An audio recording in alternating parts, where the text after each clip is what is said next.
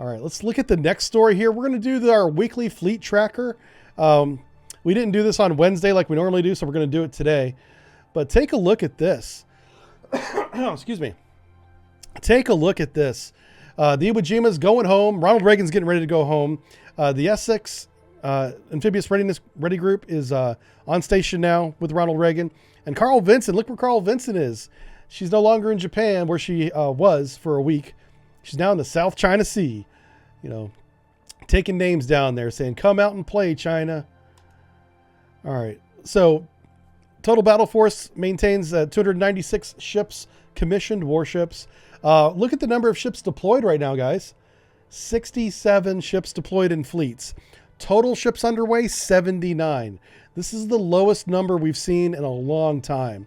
A lot of ships are resting. Crews are doing maintenance. If a ship needs to get in the dry dock, it's getting in the dry dock. We're gearing up. Something's coming up. I don't know what it is, but it's going to involve a lot of ships because right now we're in a mode of retraction, getting ready to surge again. So it's too late. China waited too long to jump.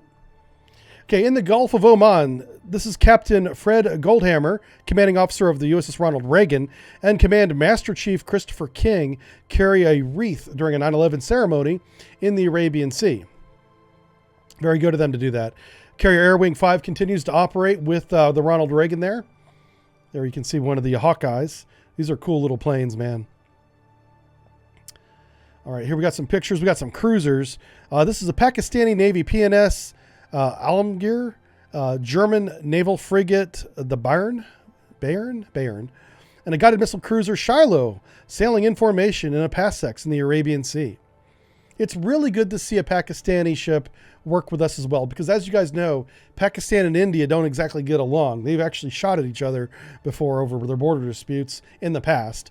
But we're trying to improve our relationships with India as well as Pakistan, because Pakistan's a nuclear power. If you didn't know, they have nuclear weapons. I think India does too, actually. Anyway, and we want to work with both those countries. But with those countries being at odds with each other, it's unlikely that I didn't expect to see. I think it's this one right here, to see a Pakistani ship working with us, but they are, which is good to see. Here, also in the North Arabian Sea, we have the Marine Corps from the 11th Military Expeditionary Unit, sailors assigned to the amphibious transport dock USS Portland, stand in formation during a 9/11 Remembrance Day. These poor sailors, I feel so bad for this Marine Corps Expeditionary Unit, because a lot of the sailors that were killed, Marines, that were killed at the end of the evacuation of Afghanistan were assigned to this attachment. So the men you're looking at here lost friends. Yeah, really, really sad. They weren't all from this group, but some of them were. Very, very sad. So the Essex Amphibious Ready Group with the 11th Marine Expeditionary Unit embarked on August 12th and is now in the North Arabian Sea. ARG comprised of 3 ships, the USS Essex, Pearl Harbor, and Portland. Let's see here. The 11th MEU consists of major components and command element, ground combat element, an aviation element, and logistics, which is everything you need to get the job done right there. Look at this guy. This guy's carrying big old tanks. Very cool. So this is something that I don't understand, is why does this gentleman have his pants tucked into his boots, but this one does not? They should all be the same. All right, South China Sea. We're going to the Carl Vinson now. They're doing some kind of ceremony. Sailors present colors during 9/11 ceremony on the flight deck of the Nimitz-class aircraft carrier USS Carl Vinson. USS Carl Vinson Strike Group is in the South China Sea. The CSG deployed on August 2nd, operating in the U.S. 7th Fleet. This is the first U.S. Navy deployment of the F-35C Lightning II JSF. Also, the new Osprey is on board the carrier as well. Very, very good, sir. Look at this. Look at that aircraft carrier. Can we zoom in on that? Look at that. You can see right into the hangar section. This hangar section goes all the way up here. Now, the hangar section, I don't know about this aircraft carrier, but it used to be divided into 2. You would have a hangar section up here, and then there'd be a bulkhead, and then a hangar section back here. I don't know if they do it that way anymore or not. Maybe somebody in the chat knows that has been on the newer aircraft carriers. Is it all one big hangar now? Because it might be. They can carry a lot of planes on these things now. It's like a floating airport. It's nuts. My NCO is showing what? Oh, yeah. Because I was inspecting the guy's uniform. I can't help myself. Who do we have here? Look at this sailor. He's wearing eye protection. These helmets, by the way, are heavy. And I know I'm not getting any sympathy from anyone that's been in the Army or the Marine Corps, but these things are not light. Sailors are not used to wearing these Kevlar helmets. This thing must weigh 15 pounds, or it feels like it anyway. I don't know what the actual weight is. So he's not having a good time. He's not smiling under that fireproof thing. This is culinary specialist. Oh no, it's a cook too. I feel even worse for him. He's like, I didn't sign up for this. I wanted to cook potatoes. And now he's standing guard with a Kevlar helmet on. Everybody on board a ship does much more than what your job is. So if you're a sonarman, you're a cook, it doesn't matter. You do that job and 4 to 5 other jobs as well. It's just the way it is, man. Yeah, responsibilities. Oh yeah, and then finally in the Philippine Sea we have the U.S. Royal Navy Carrier Strike Group HMS Queen Elizabeth departed Japan. With the Japanese Maritime Self-Defense Force participating in the exercise in the Pacific.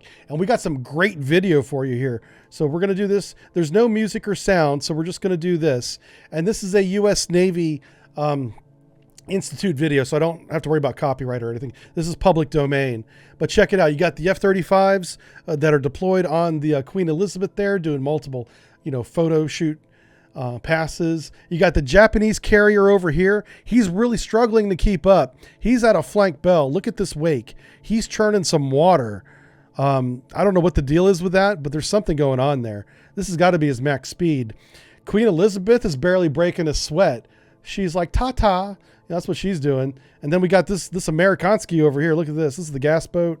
A couple of cruisers. That looks like a French boat. Oh, that could be the, no, that's the Royal Navy boat. This is, that's an air defense frigate there. I don't see any Americans. I think this is an American down here. Okay. Oh, this is a Japanese boat too. There's 2 Japanese amphibious boats. Why is this one working so hard? He is really, he must have a full complement of something on board because he's pushing some water out of the way, boys. Yeah.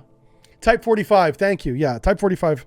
The Queen Elizabeth, you met her daughter today, Princess Anne. Oh, that's cool. How often in England, how often do you see the royal family? I imagine, as an American, I would think it's only for ceremonies, but they must go out and go to the store. They must go shopping. I imagine they go to movies. Like, do you see the Royal Navy outside the palace? How does that work?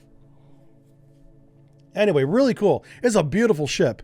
And these pictures don't do it justice. These ships are enormous. They're huge. I mean, all I can do is just show you this, but because they're all so big, they all look about the same size. Yeah, they're so big.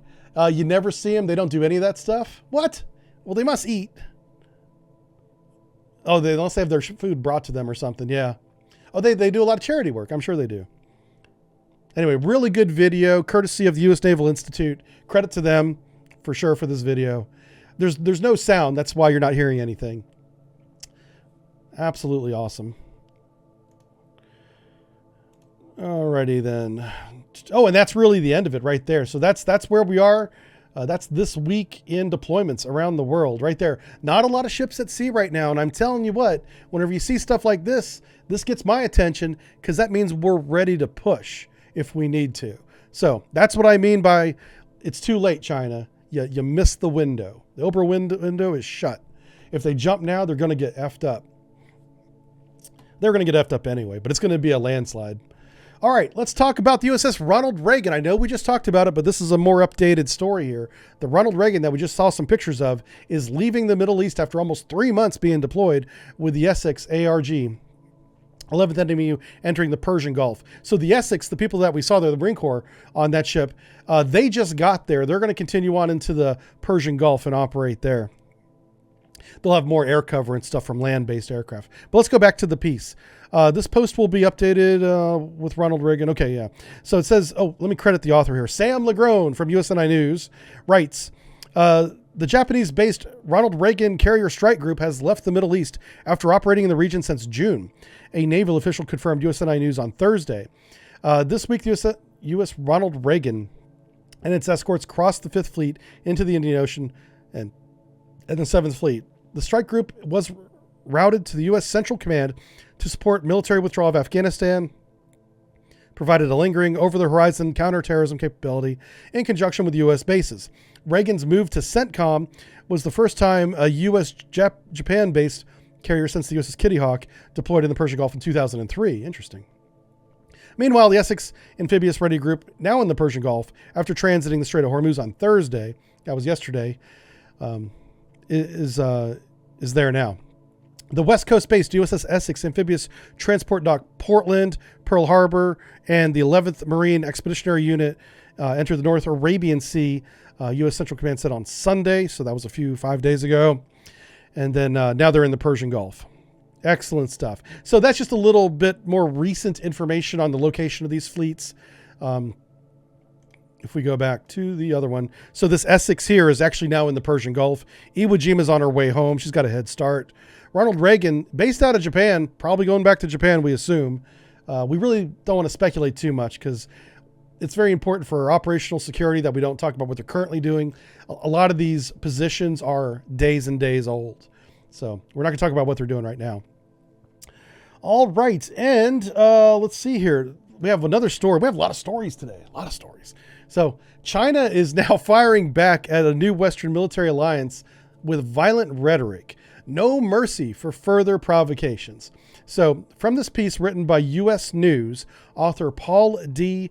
Shinkman writes, as of yesterday, the Australia-UK-US Security Pact, to include granting nuclear propulsion technology to the Australian submarines, prompted severe warnings from Beijing. Now, before I even read the piece, let me just give you a little bit of my opinion. This is a military alliance, and it's including increasing the military capability of a country. That has nothing to do with China. Why would China feel threatened by this? Well, that's because China wants to be regionally superior in the area, in the region. They also want to be aggressive. They want to claim territory that is not theirs. They're doing that already. And they know that if they have a significant pushback or a challenger that is capable to fight them, like the Australians' new submarine is going to be, that's what's pissing them off. So they're actually giving away their intentions by being upset by this. The best thing that they could have done is let France be upset, because France has been all over the news lately about this deal going through because it took money out of the French coffers, billions of dollars. If China had just kept its lips shut, it would have been better. But because they're complaining about it now it's confirmed. Everybody knew it, but now they're basically admitting to it. They were going to claim the South China Sea territory for themselves as soon as they, got a little bit stronger and didn't have good competition. So this is one of the smartest moves I've seen the United States make in years. For the first time, I'm actually proud of the Pentagon and the administration, whatever administration happens to be in power at the time, for making a smart, diplomatic decision. We haven't seen that in a long time. So I think this is a good call. Let's read from the piece now that I've said my part. China on Thursday expressed outrage at the new security pact between Australia and the UK and the United States, blasting what it considers a new Western provocation and singling out Australian troops as the first to die as a result of Beijing's countermeasures, so as to send a warning to others. They're threatening to kill Aussie troops over this. Yeah, it's ridiculous. Okay, from China. Australia has turned itself into an adversary of China. China's English language Global Times, considered a mouthpiece for the Chinese Communist Party, proclaimed in an editorial on Thursday. If Australia dares to provoke China more blatantly or even find fault militarily, China will certainly punish it with no mercy. This violent rhetoric came a day after leaders of the three Western powers announced a new alliance dubbed AUKUS in a joint remote remark Thursday evening. President Biden noted the AUKUS acronym sounds strange, but that's the effort nonetheless. We'll update and enhance our shared ability to take the threats of the 21st century just as we did in the 20th century together. And that's a great comparison. We're seeing a global scale military buildup, this time focused on naval ships, weapons, and capabilities from all around the globe, from France to the United States. Japan's a big one. Obviously, the Korean Peninsula on both sides, and Australia's been trying, and they're finally going to get some progress being done. And we've already mentioned today, Germany and Norway getting new submarines around the globe. Everyone is enhancing their naval capability because it seems as if the stage is set. The pieces are laid out, even though they're not fully deployed yet, for a major naval conflict in this century. And we know who the players are going to be. This pact is an apparent consolation of the U.S. and has accomplished the stated goal of securing a broader alliance to contain China's ambitions, namely to include regional powers, Japan and India. That's the Quad that everyone was talking about yesterday. That's right. There is another pact outside of AUKUS where we include Australia, Japan, India, and the United States, probably a few other countries in there as well, in an alliance to unify the region against any provocative actions. Not just China, any provocative actions. So again, by China pushing back against these alliances, it shows their hand. We all know what they're going to do.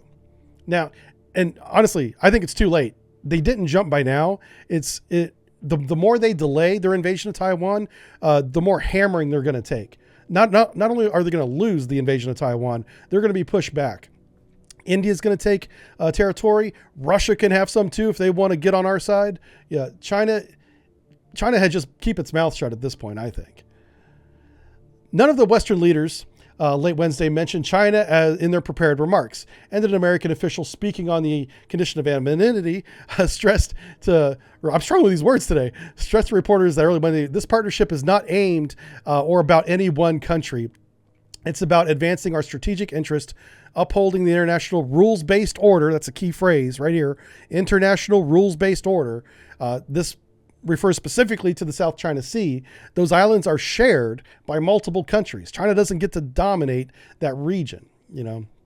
They can't be the bully in the sandbox called the South China Sea anymore. They missed the window. It's too late. Go home. So going back to Germany, Germany was trying to do what I consider a goodwill port visit with China. But since all this ruckus has come up, of which Germany has had no part in, they get denied entry to a harbor, Berlin says. So this is one of the German frigates that we just saw a picture of earlier, flying, passing information with the Pakistani ship and the American ship. Well, they went on to the South China Sea for a port visit in China. Let me read from the piece from CNN, story by Reuters. This is from Berlin. China has denied a German warship on a mission to the contested South China Sea entry into a harbor, a German foreign minister spokesperson on Wednesday said. The ship involved is the frigate Bayern. The spokesperson told the news briefing it did not identify the Chinese harbor. The vessel set sail from Germany last month on a 6-month mission to the South China Sea. China has decided that it does not want the harbor visit after all, as we took note that they weren't invited. So it's a very diplomatic way of saying, if we're not allowed to go to the port, we didn't want to go there anyway. No harm, no foul. And that's probably the best thing Germany could do at this point. Chinese foreign ministry spokesperson Zhao Lijing, I'm saying that it's Lijing, asked about the incident, said China hoped countries outside the region would play a constructive role and respect regional countries' efforts to maintain peace and stability. While China's trying to destabilize the region, they make that comment. That is so hypocritical, my God. Anyway, China attaches great importance to the development of an all-round strategic partnership between China and Germany, including cooperation between the two militaries, says Beijing on Thursday. China's defense minister has not responded to requests for comment. China claims almost all of the South China Sea and has established military outposts on artificial islands in the water that contains gas fields and rich fishing. China claims are contested in part by some of the neighboring countries, including Philippines, Vietnam, Malaysia, Brunei. The United States and some of the other countries have also said they do not accept the extended claims into the South China Sea. Berlin has made it clear that the Bayern mission serves to stress the fact that Germany does not accept China's claims. Well, there you go. That's the reason they weren't allowed entry. Okay. It wasn't a goodwill visit after all, I guess. So officials said that Germany Navy would stick to common trade routes. This is why it's so important that after you read the first paragraph of any news article for any of these news sites, make sure you read the last 2 paragraphs, because this is the real story. They led us to believe in the beginning it was one thing, and then they said, oh, by the way, Berlin said, guess what, China, you don't get those islands either, which is probably the reason why they weren't allowed port entry. Yeah, that's just how you got to read news stories now, guys. You know, if you want to skip a few paragraphs in the middle, that's okay. Anyway, what do you guys think about this? China not even letting Germany, someone not involved at all in like the latest AUKUS, kerfuffle with Australia.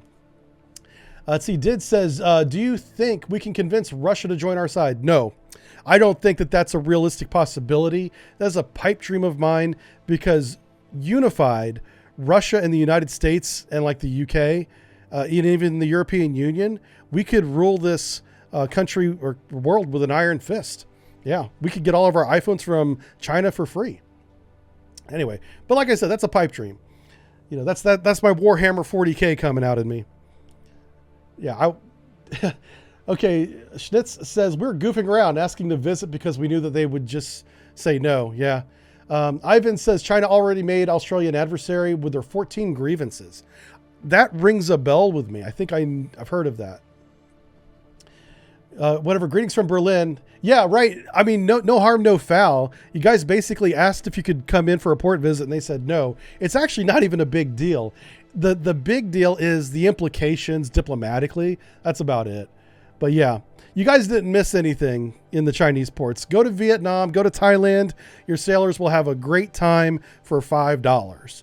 You could go a whole weekend on a $5 bill over there. It's freaking great. Okay, Ravens Brigade says, in Europe, we hear nothing about these fleet actions. Oh, really? Yeah. Well, there you go. I mean, it's not uncommon. I guess it is kind of. It's not common, that's for sure. So I guess it would be uncommon. Okay. Rager says, I think the banning of the effacement of men was part of the Chinese ramp up to war. Also, Taiwan should really have taken the chance to declare independence. Yeah, Taiwan has been kind of wishy-washy about that. It's like they almost don't want to instigate open conflict. So like something I didn't know until yesterday when I was doing research on the new developments in that region of the world, Taiwan's embassies around the world are not called the Taiwan Embassy. It's like the Cultural Resource Center of the Republic of China is like the name of their embassies in any country that they have an embassy in, like the United States. They refuse to say Taiwan Embassy because China has said anyone that does that is no longer going to trade with China, could go to war with China. And so Taiwan has been really wishy-washy. Like something that countries that successfully declare independence and sometimes have to fight a war over it have a clear date that says, as of this date, we hereby determine ourself into, independence, basically what we did in 1776 and what Vietnam did in 1962 or something like that from France. You need to have a clear goal. And I didn't understand that Taiwan was that wishy-washy. And there's a military reason for them being that way, is they know they really don't have enough people. The population of Taiwan is a fraction of that of China, of course. And so they don't want to get into any open conflict. Plus, could you imagine, let's say open conflict started and China occupied Taiwan. There's 23 million people on the island of Taiwan. They would not, you think Afghanistan was bad? You would have an insurgency unlike nothing we've seen in the Middle East. ISIS can't hold a candle to an angry Asian man. Let me tell you what. So there would be a complete disaster in Taiwan. It'd be a humanitarian disaster for as long as it was occupied. So obviously the first choice is always peace. That's what we're always trying to achieve here. And I think we might have done it. I think with this agreement with Australia, we have shown China that, hey, they better not move now. It's too late. Like I'm saying there. My apologies to Asian men. I was making a joke. Okay. All right. Before I get banned off Twitter or Twitch, rather, we're going to take a break again. We'll be back with more Cold Waters. All right. We'll be right back.